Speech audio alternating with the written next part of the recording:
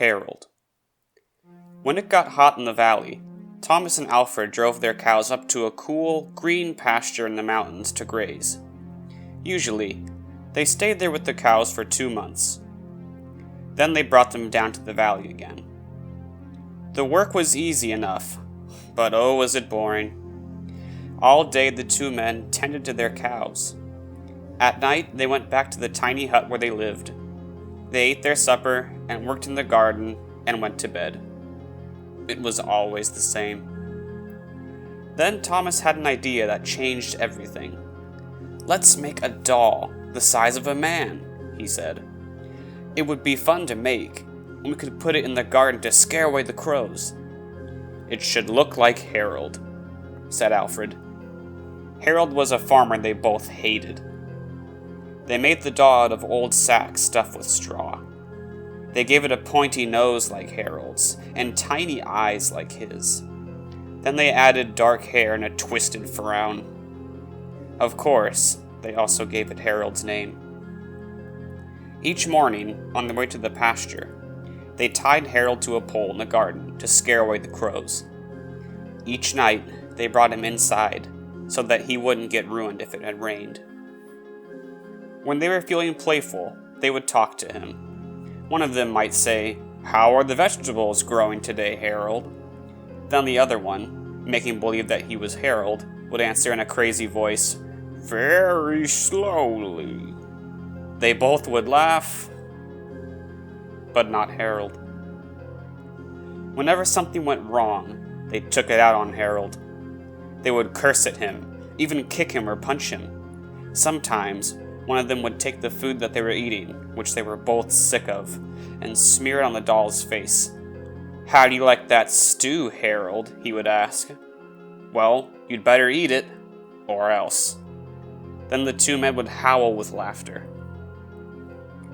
One night, after Thomas had wiped Harold's face with food, Harold grunted. "Did you hear that?" said Alfred. "It was Harold," Thomas said. "I was watching him when it happened. I can't believe it." "How could he grunt?" said Alfred. "He's just a sack of straw. It's not possible." "Let's throw him in the fire," said Thomas, "and that'll be that." "Now, let's not do anything stupid," said Alfred. "We don't know what's going on. When we move the cows down, we'll leave him behind. For now, let's just keep an eye on him." So they left Harold sitting in a corner of the hut. They didn't talk to him or take him outside. Now and then the doll grunted, but that was it. After a few days, they decided that there was nothing to be afraid of. Maybe a mouse or some insect had gotten inside Harold and were making those sounds. So, Thomas and Alfred went back to their old ways. Each morning they put Harold out in the garden, and each night they brought him back to the hut. When they felt playful, they joked with him. When they felt mean, they treated him as badly as ever. Then one night, Alfred noticed something that frightened him. "Harold is growing," he said. "I was thinking the same thing," whispered Thomas. "Maybe it's just our imagination," replied Alfred.